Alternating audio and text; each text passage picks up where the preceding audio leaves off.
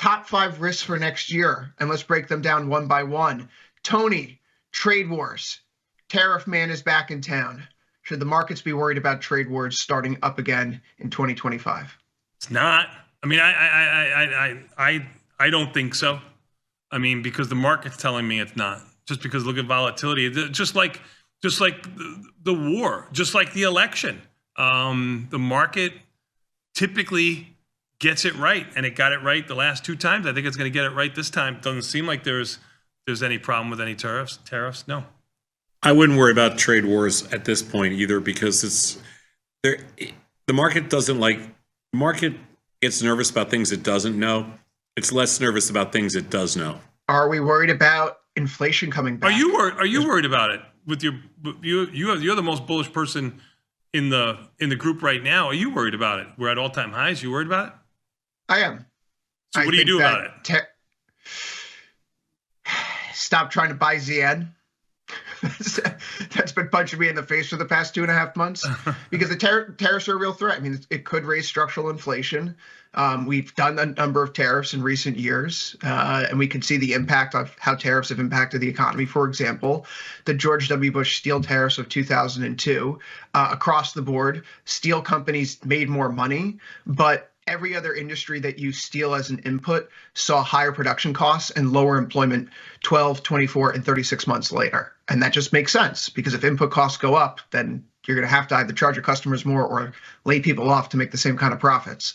And I'm fearful of things like that happening again here, because a 20% across the board tariff, what does that do for coffee or bananas or things that we can't make here in America? We can't grow here in America. That's never going to stimulate the coffee industry, because we just don't have the climate for it.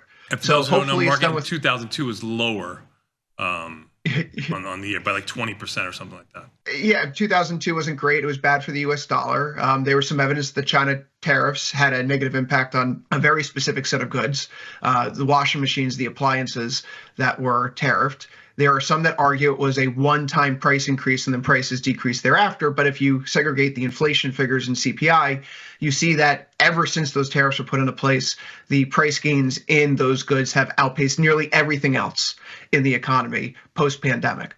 So I'm worried about that. That's something that I'm concerned with. And how am I preparing for that? Well, like I'm getting new appliances in my house right now where I can, because I don't want to pay 50 so you're going to buy more so you don't have to pay $50 more for the product in 2025? Yes, because I'm a rational consumer. That's not logical, man. That's not logical. That makes no sense. That makes no sense whatsoever. I'm sorry, dude. It makes no sense. If you're worried about, I'm not the kind of person who's out there saying, I'm going to buy all my shoes for my kids for the next 4 years. But listen, it's right around Black Friday. There are appliance sales going on. If I'm worried about tariffs going into place for appliances that I'm going to be buying in the future, like washers or dryers, just buy them now. So that's what I did.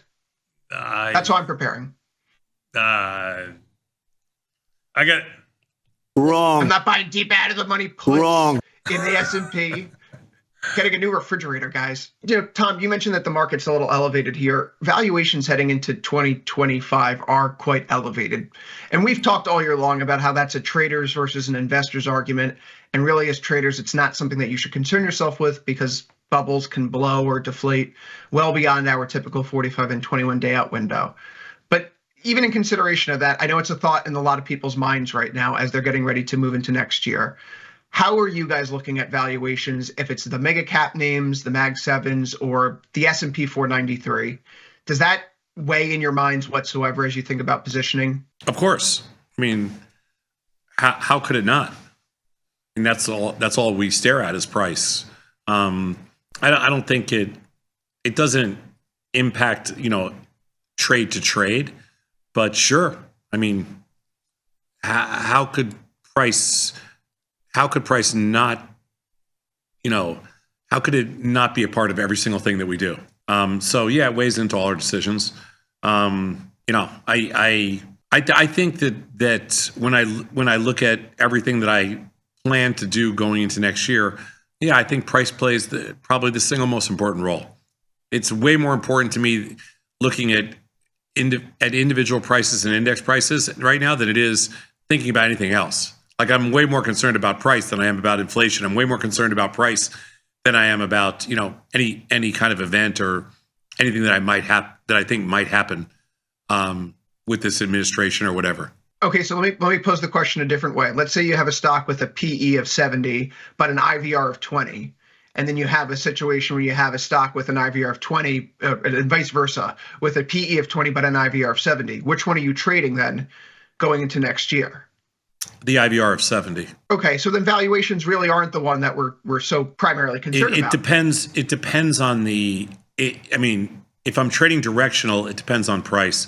If I'm just trading it, it depends on IVR. I read a study yesterday that the over the last 25 years, the correlation between forward 1-year returns and PE ratios is negative 0.11. Negative correlation, almost no bearing, statistically insignificant. Been arguing that since the beginning of dawn, right? Since the beginning of time. And I know you have, right? And I bring that up because I think that this is a market still where we've heard for a variety of reasons why things are overdone. Because the market to gold, the S&P to gold ratio is at crash levels, or the S&P to crude oil ratios at these levels, or look at the returning profile, the earnings yield profile versus the 10-year yield. That's in the wrong place. Those are investor concerns. So traders heading into 2025, if you have a strategy that's been working in certain types of volatility environments and certain types of products, keep hammering those home. And when they stop working, change your strategy. I don't think we need to reinvent the wheel next year simply because the stock markets are closing out the year at all-time highs once again. Yeah, that's fair. I just think next year there will be a little more two-sided opportunity than this year. Maybe a lot more. I would hope so, but the first year of Trump's first term was such low vol. Yep. That's because nobody knew what to expect. So it started out high and it just contracted the whole year. In this year now, we already have contracted all year. And I think people know what to expect from Trump. So I think it's a different situation. I don't think that 2025 will be 2017. It took a year to understand Trump before the market fell apart in 2018.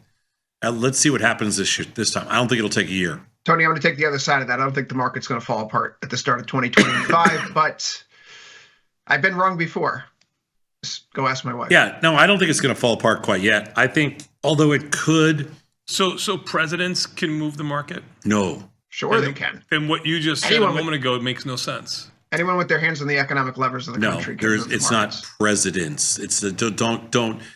It's, well, that's what you're doing. I'm just trying to play devil's advocate. You said the term presidents. Yes. Now, presidents. And you said, and I quote, it took the market a while to figure out I'll Trump. tell you exactly what I said. It took the market a while to figure out Trump. If you had said if you had said to me, could Trump move the market? Then I would have said to you, yes. But you said presidents. There's a difference. Oh my. You know what? I have to wait till we go to break to slap him, but I will be. For sure. You said presidents. Got it. That's right. Understood. Pay attention. Grandpa Tom and Grandpa Tony are fighting again. Oh, man. Pay attention. It's just like ladies and gentlemen, trade what's in front of you. That's all you can do. Trade what's in front of you. That's the lesson. That is the lesson. There is no other lesson here, but trade what's in front of you.